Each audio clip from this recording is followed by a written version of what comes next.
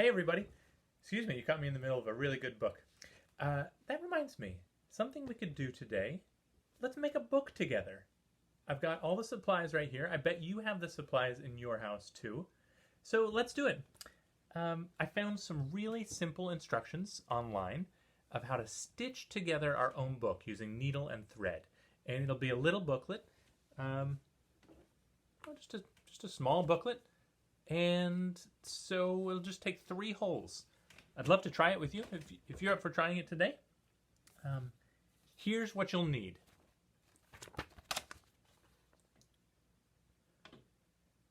You need some paper. We'll start with just 2 sheets of paper.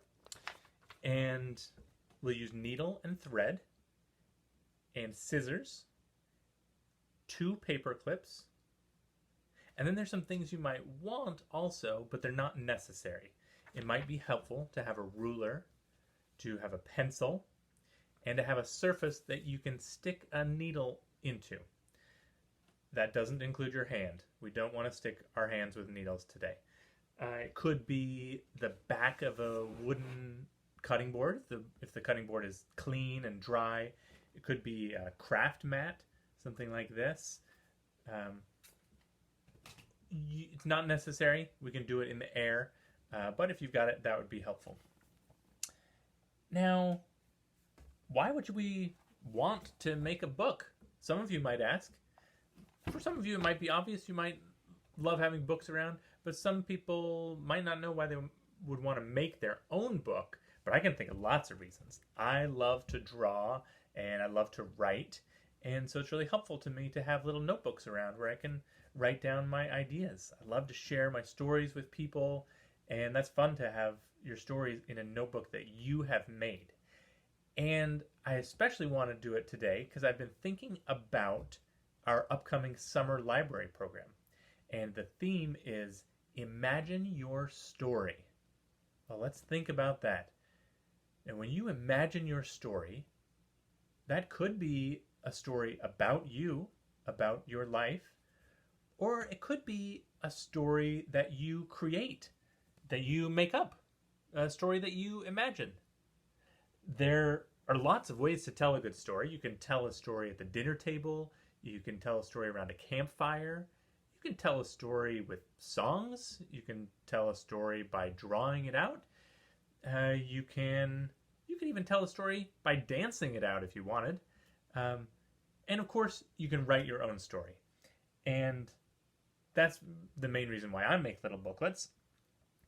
And I'm imagining the kind of characters we might want to write about in our stories. Do you want to write about someone like Peter Pan, a little boy who doesn't want to grow up? Or you want to write about Elsa, the princess from Frozen, who has powers that she can't quite control, or is learning to control? Or you could write about someone like Paddington Bear, a character that finds itself in a new situation.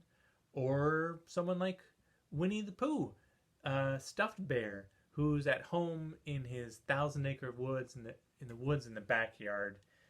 And there are thousands of other kind of characters that we could make up in our stories.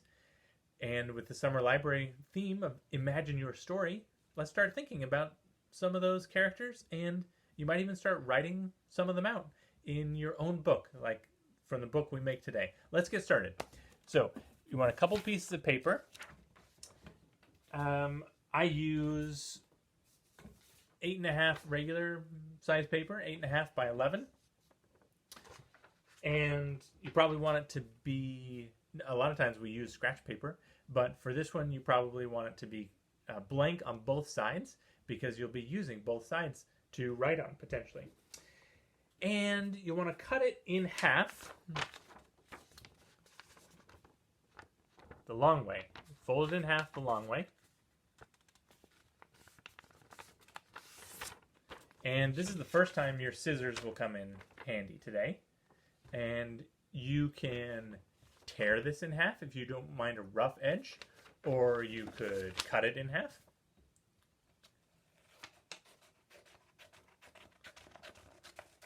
And we want 2 of these pieces of paper.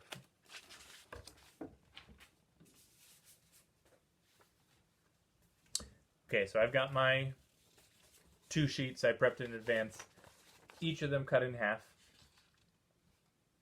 And now I'm going to stack them all together nicely. And with it this long way again, I'm going to fold it in half.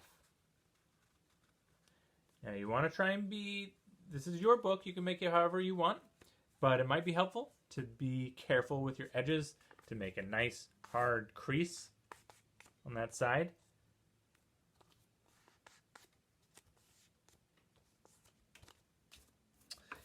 And the next thing we're going to want to do is use that needle.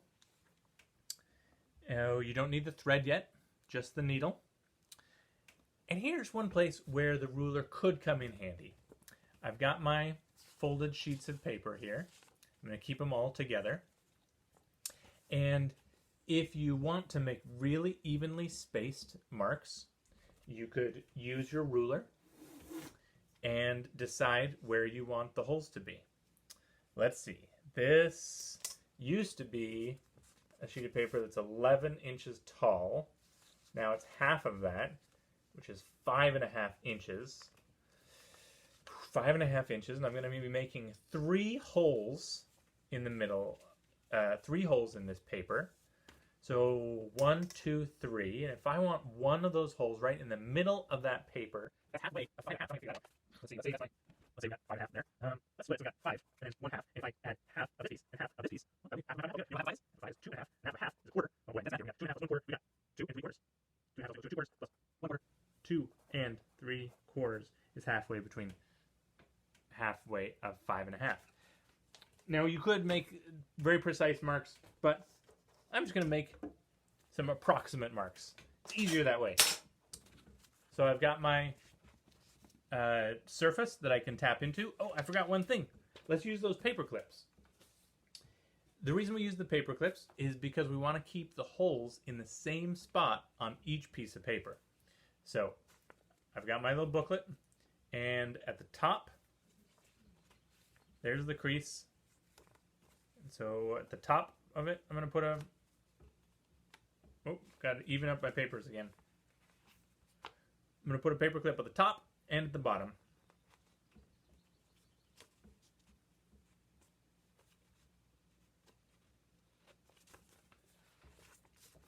Top and bottom. Still got my fold in the middle. Now I'm going to make my holes in the middle of my booklet. You can do this in the air. You don't have to have the surface to tap into. If you've got the surface, you just put this right down on it and put your needle right in there. Make a little hole. And if you don't have a surface, you can just do it in the air. Make a hole through there. Can you see it on both sides? That needle on both sides? It's approximately in the middle, and then a little ways down, maybe an inch away, I'll do another hole. And an inch away, I'll do another hole. Be careful not to stick my fingers. Now let's get some thread. I found some green thread today. How long should your piece of thread be? Well, here's the guidance they give on those instruction sheet. You take the length of that crease and make your thread 3 times that length. That'll give you plenty to work with. So I've got one length, and I'll keep my finger there and make another length. Keep my finger there and make a third length. So about there. Don't know if you can see that thin thread on the screen. Now, the hardest part for the adults is to thread the needle, to put the thread inside the needle. Let's see if this old man can get it. They say one thing to do that you can do is you can try 2 different ways. You can either move the needle or you can move the thread. All right, I think I got it. There's my needle on there. Okay, I'm going to keep a little extra space on the end there. Got some length on the end. And my instructions tell me to start, here's the way my book's folding. I'm going to start by threading the string through the center from the bottom. So I'm going to string it up through that middle hole. Got that extra string there. Pull it through.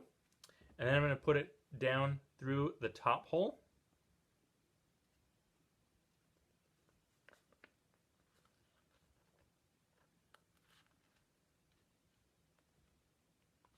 Now I'm on the back side. I'm going to skip that middle hole and put it through the bottom hole. Up through the middle of the book.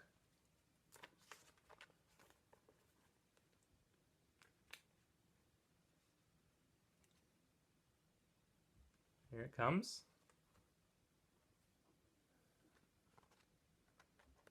Okay. Now I pull that. Oh, one more. I almost forgot. And now back through the middle.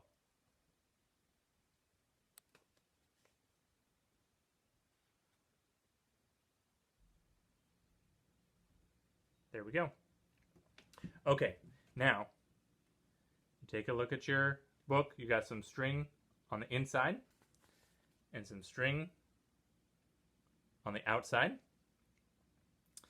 Now on the inside, you want to tighten up those strings so that they form almost a straight line there.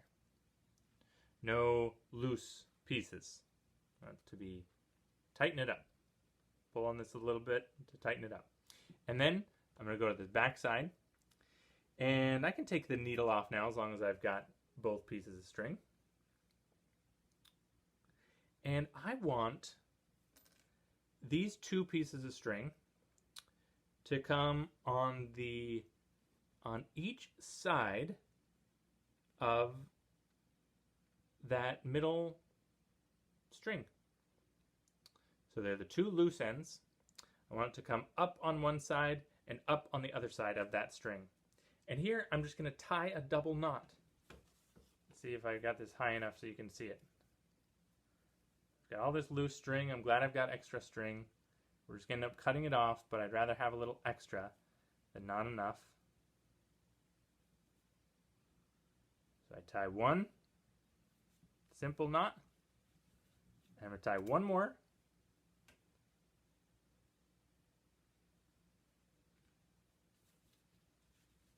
And look at this, my friends. Take off your paper clips. Check your crease, and look at this. We have a book. We just made our own book.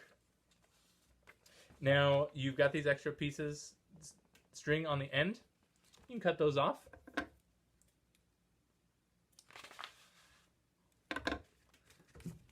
And there's our booklet. Nice job.